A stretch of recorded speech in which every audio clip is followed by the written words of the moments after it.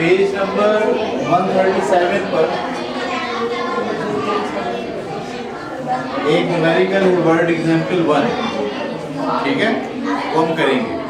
पिछली क्लास में हमने आपको बताया था कि ग्रेविटेशन के जो फोर्स होते हैं बराबर होते हैं इससे capital G m1 m2 upon r square, और इसमें G की वैल्यू कितनी थी 6.67 into 10 raised to the power minus 11। सही है, ये बात आपको भूलनी नहीं है। कैपिटल G की वैल्यू 6.67 ज़रूर 10 की पावर माइनस का 11।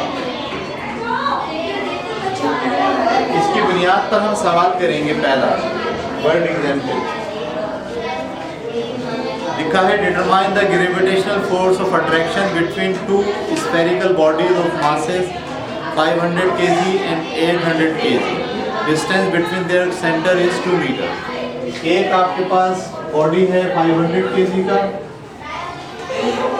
ठीक है, और एक आपके पास बॉडी है 800 kg का, और इनके बीच में फासला है वो कितना है 2 मीटर का फासला। हमको इनके दरमियान निकालनी है ग्रेविटेशनल फोर्स।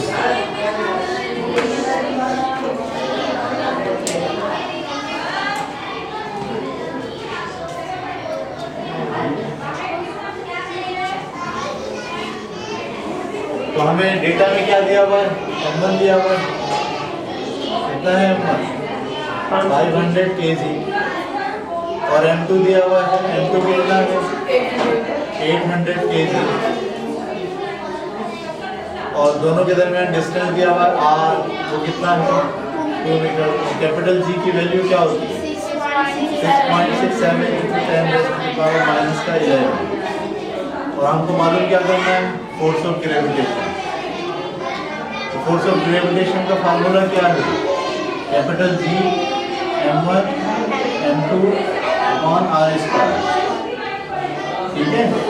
हमने ऐसे लिखा, G की जगह पे क्या लिखेंगे 6.67 10 की पावर माइनस का 11। m1 की जगह क्या लिखेंगे 500, और m2 की जगह पे क्या लिखेंगे 800 divided by r square. r की जगह क्या लिखेंगे 2 का स्क्वायर कितना होता है 4, तो ये 4 से ये 8 कट गया 2 पे, सही है। 2 5 है 10, 6.67 ऐसे आ गया, जरा 10 की पावर माइनस का 11 ऐसे आ गया, और ये 2 बंदे 10 के साथ कितनी ये 2 किलो ये 2 किलो ये 4 0, और अब टोटल 0 कितने हो गए ये वाले 5। ये दरअसल क्या लिखा हुआ है 10 की पावर 5, ये 10 की पावर माइनस का 11 और 10 की पावर 5, जब दोनों मल्टीप्लाई होंगे तो माइनस 11 में से 5 चला गया, क्या बचा 6.67 और 10 की पावर माइनस का 6 न्यूटन फोर्स होगी। ये बहुत कम फोर्स है, ठीक है, क्योंकि 500 किलो और 600 किलो की बॉडी बहुत छोटे हैं, इसलिए इनके दरमियान की फोर्स क्या होगी कम। उतार लें हम।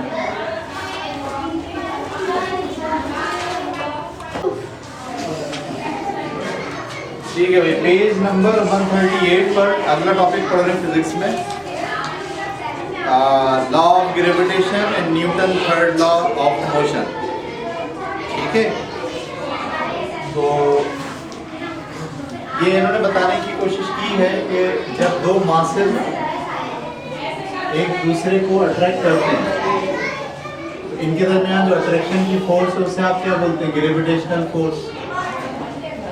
तो कह रहे हैं ये वाली फोर्स न्यूटन के थर्ड लॉ के मुताबिक होती है। न्यूटन का थर्ड लॉ क्या होता है, जब आप किसी चीज पर फोर्स लगाएंगे तो वो चीज भी आप पर फोर्स लगाएंगे। हर एक्शन का रिएक्शन होता है, एक्शन और रिएक्शन हमेशा बराबर होते हैं, लेकिन डायरेक्शन में एक दूसरे के मुखालिफ होते हैं। ये है न्यूटन का तीसरा लॉ। हर एक्शन का रिएक्शन होता है, एक्शन और रिएक्शन हमेशा बराबर होते हैं, लेकिन उनकी जो डायरेक्शन होती है वो मुख्तलिफ है। अभी कह रहे हैं जैसे ये एक ऑब्जेक्ट है, ये इसको अपनी तरफ खींच रहा है, ये पहला ऑब्जेक्ट है और ये कौन सा ऑब्जेक्ट है, दूसरा ऑब्जेक्ट। तो ये जब इसको अपनी तरफ खींचेगा तो ये भी दरअसल मध्यम में इसको अपनी तरफ खींचेगा। समझ में आ रही बात? इसका आसान तरीका मैं आपको बताता हूँ। जैसे ये दीवार है, दीवार पे खूंटा बांधना है और पैरों में आपको पहिए वाले जूते पहनने हैं, सही है? और इससे एक रस्सी बांधें और रस्सी बांध के इसको खींचें। जब आप इसको खींचेंगे तो क्या होगा, हम आगे जाएंगे। यानी आपने इसको खींचा, इसने एक्शन रिएक्शन आ रहा है, ठीक? तो यही बात ग्रेविटेशनल के फोर्स में हो रही है। जब एक ऑब्जेक्ट दूसरे ऑब्जेक्ट को खींच रहा है तो इसको हम कहते हैं एफ फोर्स लगा, वन फोर्स लगा रहा है टू पे, वन फोर्स लगा रहा है टू पे। जब ये वन फोर्स लगाएगा टू पे तो क्या होगा, टू भी फोर्स लगाएगा वन पे, टू भी फोर्स लगाएगा वन पे। ये दोनों फोर्सेस आपस में क्या होंगी, बराबर होंगे। जो ये वाला ऑब्जेक्ट सेकंड को खींच रहा है अपनी तरफ, उतनी ही फोर्स से सेकंड वाला भी खींचेगा इसको अपनी तरफ, लेकिन दोनों की फोर्सेस तो बराबर होंगी लेकिन डायरेक्शन में फर्क होगा। अगर ये यहाँ खींच रहा है तो ये यहाँ खींच रहा है, तो इस डायरेक्शन के फर्क को किससे जाहिर करते हैं, माइनस के निशान से। तो जब हम ग्रेविटेशन के कानून को स्टडी करते हैं तो हमारे जहन में ये बात होनी चाहिए कि ऐसा नहीं है कि एक ऑब्जेक्ट सिर्फ दूसरे को खींच रहा है, बल्कि एक ऑब्जेक्ट दूसरे को खींच रहा है और दूसरा ऑब्जेक्ट पहले को खींच रहा है, ठीक है? बिल्कुल ऐसे आप सोचो जैसे हमारी ज़मीन है, इस ज़मीन के ऑर्बिट में चांद घूम रहा है, ज़मीन के ऑर्बिट में चांद घूम रहा है, ज़मीन चांद को अपनी तरफ खींच रही है। जितनी कुव्वत से ज़मीन चांद को अपनी तरफ खींच रही है उतनी कुव्वत से चांद भी ज़मीन को अपनी तरफ खींच रहा है। तो ग्रेविटेशन के कानून में फोर्स दो तरफा हो रही है, पहला ऑब्जेक्ट दूसरे ऑब्जेक्ट को खींच रहा है, दूसरा ऑब्जेक्ट पहले ऑब्जेक्ट को खींच रहा है, दोनों की फोर्स बराबर है लेकिन डायरेक्शन उसकी चेंज है। ये हमने पढ़ लिया, क्लियर हो गई बात आपको? इसके बाद अगला टॉपिक है ग्रेविटेशनल फील्ड। ग्रेविटेशनल फील्ड से क्या मुराद है? वो सारा इलाका जहाँ जहाँ तक जमीन की अट्रैक्शन मौजूद है उस सारे इलाके को क्या बोलते हैं, ग्रेविटेशनल फील्ड। ये बात क्लियर हो गई आपको? हाँ, कंजर्वेटिव फील्ड भी बोलते हैं इसको, ग्रेविटेशनल फील्ड भी बोलते हैं।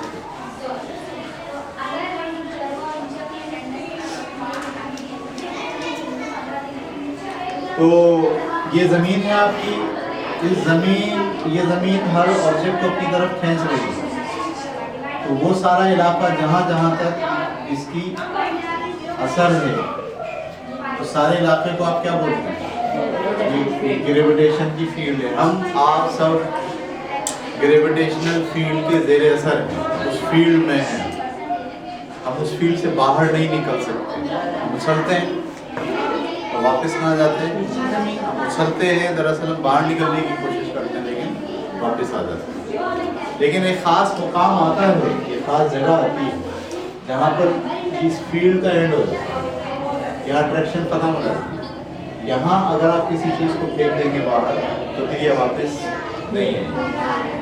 हम बोलेंगे कि अब ये वाला ऑब्जेक्ट इस ग्रेविटेशनल फील्ड से बाहर निकल, जब तक वो ग्रेविटेशनल फील्ड के अंदर मौजूद है, जब तक वो उसके ज़ेरे असर है, सही, हम सब के सब बाउंड है ज़मीन से, चिपके में जुड़े हुए, सही, हम उससे बाहर नहीं निकल सकते।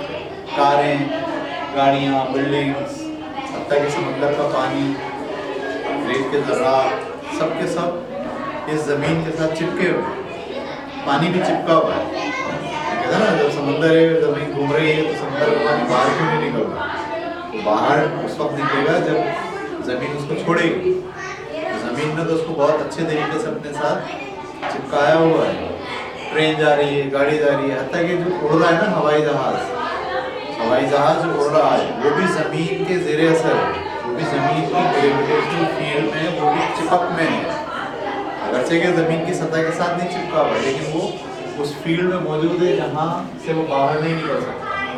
हाँ, आपने रॉकेट भेजा, रॉकेट ने खूब जोर लगाया एक खास मुकाम तक वो गया और जाने के बाद ज़मीन की अट्रैक्शन से बाहर हो गया। तो बोलेंगे आप वो ज़मीन की फील्ड से बाहर हो, ग्रेविटेशनल फील्ड से बाहर हो। तो ये जो ग्रेविटेशनल फील्ड है ना, इसको आप जाहिर करते हैं जी से। जी की वैल्यू जो है वो आपको बताती है। देखो, जब हम किसी चीज़ को यहाँ से रख के छोड़ते हैं तो नीचे गिरती है, उसका नीचे गिरना इस बात की अलामत है कि वो ग्रेविटेशनल फील्ड में, उसका नीचे गिरना इस बात की अलामत है कि वो ज़मीन के अट्रैक्शन में। अगर वो नीचे ना गिरे, जब यहाँ से आप छोड़ोगे ना, वो नीचे नहीं गिरेगा, वहीं खड़ा रहेगा। क्योंकि अगर आपने उसको ऊपर ऐसे धक्का मार के छोड़ोगे तो ऊपर ही ज़्यादा चला जाएगा, ठीक है, क्योंकि वो किसी फील्ड के ज़ेरे असर नहीं है। जब तक वो ज़मीन की तरफ आ रहा है, जब तक हम क्या बोलेंगे, वो ग्रेविटेशनल फील्ड के अंदर है। और इसका इजहार कौन करता है? इसका इजहार करता है जी की वैल्यू। जी की वैल्यू जो सतह है उस पर 10 होती है लगभग। कितनी होती है? 10 न्यूटन। एक्सेलरेशन है ये, एक्सेलरेशन का यूनिट क्या होता है? मीटर पर सेकंड स्क्वायर, ठीक है। लेकिन जैसे जैसे आप ऊपर जाते हैं जी की वैल्यू कम होती जाती है, ठीक है। यानी अगर यहाँ से मैं छोड़ूंगा तो 1 सेकंड में वो 10 स्पीड पकड़ लेगा। अभी उसकी स्पीड 0 है,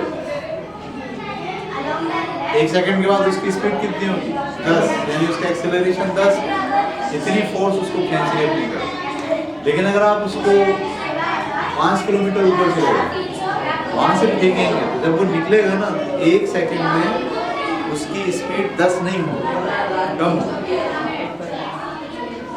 पहले सेकंड में उसकी स्पीड शायद 5 हो, अगले सेकंड में उसकी स्पीड थोड़ी सी बढ़ जाएगी। जैसे जैसे वो नीचे आता जाएगा ना, वैसे वैसे उसकी स्पीड हर सेकंड में जो चेंज हो रही है वो बढ़ती जाएगी। इसलिए कि जितनी वो ऊपर है उतनी वो ग्रेविटेशनल फील्ड का असर से कमज़ोर असर है, यानी करीब करीब ज़्यादा असर है और दूर असर क्या होता जाता है? कम होता है। ये जो ग्रेविटेशनल फील्ड का जो असर है ना, इसका अंदाज़ा होता है उसके मीटर से। जब आप उसको छोड़ते हैं 1 सेकंड में वो कितना कांटा आगे बढ़ा रहा है। ज़मीन की सतह के करीब छोड़ेंगे तो उसका कांटा हर सेकंड में कितना बढ़ेगा? 10, अगले सेकंड में 10। लेकिन अगर आप कई बुलंदी से उसको फेंकेंगे तो उसका जो कांटा है 1 सेकंड में 10 के हिसाब से आगे नहीं बढ़ेगा। तो हम बोलेंगे यहाँ पर ग्रेविटेशन की फील्ड कम है। जैसे जैसे आप ऊपर जाते जाएंगे ग्रेविटेशन की फील्ड क्या होती जाएगी? कम होती जाएगी। तो जैसे जैसे आप ज़मीन के करीब आते जाएंगे ग्रेविटेशन की फील्ड बढ़ती जाएगी। सतह के करीब ग्रेविटेशन की फील्ड कितनी होती है? लगभग 10 और एग्जैक्ट है 9.8। ये बात क्लियर हो रही है आप? जो चांद जिस ऑर्बिट में घूमता है, अभी हमने बात की थी आपको, चांद जिस ऑर्बिट में घूम रहा होता है, क्या ये ग्रेविटेशन फील्ड से बाहर है या अंदर है? ये अंदर है। अगर ये बाहर होता तो ज़मीन के अट्रैक्शन के साथ नहीं होता। तो एक बात जो आपको समझनी चाहिए सारे बच्चों को, कि चांद घूम क्यों रहा है? चांद असल में घूम नहीं रहा, बल्कि ज़मीन पर गिर रहा है। ज़मीन ही उसके रास्ते में नहीं है। चांद असल में ज़मीन पर गिर रहा है और ज़मीन उसके रास्ते में नहीं है। इसको समझो, ये ज़मीन है आपके पास बड़ी, ठीक है। आपने यहाँ से एक पत्थर फेंका, ऊपर गिरा, वापस पत्थर कहाँ आएगा? नीचे। अच्छा, फिर आप क्या करो, जरा पत्थर जो है वो और ऊपर फेंको जरा, तो वापस पत्थर कहाँ आएगा? यहाँ पे।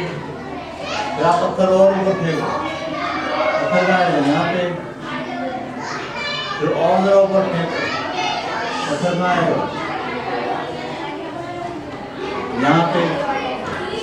उसके बाद जरा सा और ऊपर फेंको, अब पत्थर आ रहा है ज़मीन पर, ज़मीन पर पत्थर आ रहा है, ज़मीन पर पत्थर आ रहा है, ज़मीन ही नहीं आ रही सामने, ज़मीन पर पत्थर आ रहा है, ज़मीन पर पत्थर आ रहा है, ज़मीन पर पत्थर आ रहा है, ज़मीन पर पत्थर आ रहा है।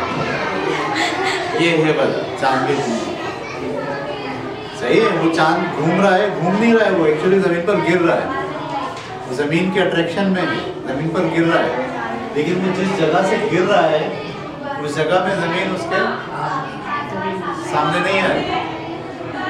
ये मैंने जैसे मिसाल दी ना आपको, देखो ये भी गिर रहा है, हाँ ये भी गिर रहा है, गिर गया जमीन आ गई, ये भी गिर रहा है जमीन आ गई, ये भी गिर रहा है, ये भी गिर रहा है, लेकिन इस तरह से गिर रहा है कि जमीन उसके रास्ते में नहीं है। तो चांद भी जमीन की ग्रेविटेशनल फील्ड में है, उससे बाहर नहीं। तो वो जो घूम रहा है वो घूम नहीं रहा है, दरअसल वो जमीन के ऊपर गिर रहा है। इसी फील्ड में आप सैटेलाइट छोड़ते हैं, जो सैटेलाइट होते हैं ना, जो पूरी दुनिया के कैमरे देख रहे होते हैं, और पूरी दुनिया का जो आपका गूगल का सिस्टम है मैप का, वो कैसे बनाया है। इसी तरीके से आपके यहाँ जो नशरियात चलती हैं, केबल की चैनल चलते हैं, एक मुल्क की खबर दूसरे मुल्क में आ जाती है, अमेरिका में जो कुछ मैच हो रहा है वो यहाँ देख रहे होते हैं। ये सब किसके ज़रिए होता है? सैटेलाइट के ज़रिए होता है। वो सैटेलाइट को भी ना इसी तरह से फेंकते हैं रॉकेट में, रॉकेट को फेंकते हैं और इस तरह उस जगह पे जाके फेंकते छोड़ते हैं, रॉकेट जाके उसको छोड़ देता है। तो वो जब गिरता है ना नीचे, तो वो गिरता नहीं है, बल्कि वो क्या करता है, इस ऑर्बिट के अंदर चांद की तरह घूमना शुरू कर देता है। अब 3 ऑर्बिट पे 3 उन्होंने फेंक दिए सैटेलाइट, एक सैटेलाइट गिरा, सही, एक सैटेलाइट गिरा और एक सैटेलाइट गिरा, 3 इस तरह से पूरे ऑर्बिट के अंदर अमेरिका ने छोड़ दी 3 सैटेलाइट। जमीन जब ऐसे घूम रही होती है ना, तो ये सैटेलाइट भी उसके साथ साथ घूम रही होती है। एक सैटेलाइट एक ही जगह पर रहता है, एक मुल्क के ऊपर रहता है, उसकी स्पीड उन्होंने ऐसी सेट की कैलकुलेशन करके कि जिस स्पीड से जमीन घूमेगी उसी स्पीड से क्या घूमेगा, सैटेलाइट घूमेगा। तो सैटेलाइट हमेशा ही आएगा। अब यह हमारा मुल्क है पाकिस्तान, मिसाल के तौर पर इसको खबर भेजनी है इस वाले मुल्क में, इस वाले मुल्क से इस वाले मुल्क तक खबर कैसे आती है? पहले हमारा सिग्नल यहाँ पहुँचते हैं, ये वाले सिग्नल यहाँ पहुँचाते हैं, ये वाला सिग्नल यहाँ पहुँचाते हैं। जमीन से थोड़ी आती, तार थोड़ी खींचता है इनकलाब। सही, पहले ज़माने में तार का सिस्टम था, बहुत मुश्किल होता था, 2 मिनट का गैप आ जाता था, 4 सेकंड का गैप आ जाता था आवाज़ में, सिग्नल में। अब वो ऐसे नहीं भेजते। अब यहाँ से अगर आप फ़ोन कर रहे हैं तो फ़ोन के सिग्नल कहाँ जाएगा? इस सैटेलाइट के पास, ये सैटेलाइट उसको मुंतकिल करता है इस सैटेलाइट को, और ये उसको मुंतकिल कर रहा है। और अगर ये यहाँ होता है तो ये सैटेलाइट उसको देता है इसको, और ये सैटेलाइट उसको देता है, तो ये सिग्नल रोशनी की स्पीड से चलता है तेज, तब हमारे आसानी से बात हो जाती है, केबल चला जाता है, मूवीज आ जाती हैं, मैसेजेस आ जाते हैं। इंटरनेट भी सैटेलाइट से चल रहा है, ये भी सुन लें आप, इंटरनेट भी किससे चल रहा है? सैटेलाइट की वजह से चल रहा है। इस मुल्क के अंदर कंप्यूटर रखा हुआ है, मैं इस मुल्क में बैठा हूँ, इस मुल्क के अंदर जो कंप्यूटर है उसे मैं लिंक करना चाहता हूँ। जब आप इंटरनेट पर बैठते हैं, दरअसल आप किसी कंप्यूटर को लिंक करते हैं। वो कंप्यूटर कहाँ रखा हुआ है? वो किसी बहुत दूसरे मुल्क के अंदर रखा हुआ, उन्होंने सिस्टम बनाया हुआ बहुत अच्छा, वो हर वक्त ऑन रहते हैं कंप्यूटर, बड़े बड़े हेवी, 24 घंटे ऑन रखने की उनके पास सलाहियत मौजूद है। तो उस पर जो चीज़ डालते हैं वो हर वक्त अवेलेबल होती है दुनिया के लोगों को। तो हम जाके एक सिंपल जो है वो www.something डोमेन का नाम लिखते हैं, वो सिग्नल कहाँ जाता है? पहले एक सैटेलाइट में, इस सैटेलाइट से इस सैटेलाइट में, इस सैटेलाइट से उस मुल्क में, उस मुल्क के कंप्यूटर के साथ एक साथ जोड़ देता है, तीनों एक साथ जुड़े हुए होते हैं। और हम काम कर रहे होते हैं, वेबसाइट आ रही होती है, जा रही होती है, सही है। ये सारा सिस्टम इंटरनेट का, ये सारा सिस्टम आपका टेली का मतलब जो टेलीविजन के चैनल जितने भी, सब दरअसल सैटेलाइट से आते हैं, सही है। हर मुल्क जो अपनी नशरियात बनाता है, उस नशरियात को सैटेलाइट पे भेजता है।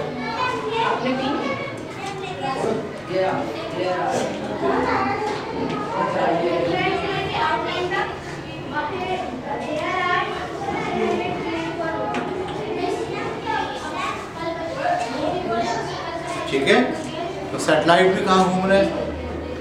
ग्रेविटेशनल फील्ड में घूम रहे हैं। तो ये जो ग्रेविटेशनल फील्ड है, इसका बड़ा इम्पैक्ट होता है, सही। और इसको अंडरस्टैंड करते हैं किससे? जी से। ग्रेविटेशनल फील्ड को अंडरस्टैंड किससे किया जाता है? जी की वैल्यू से। बस भाई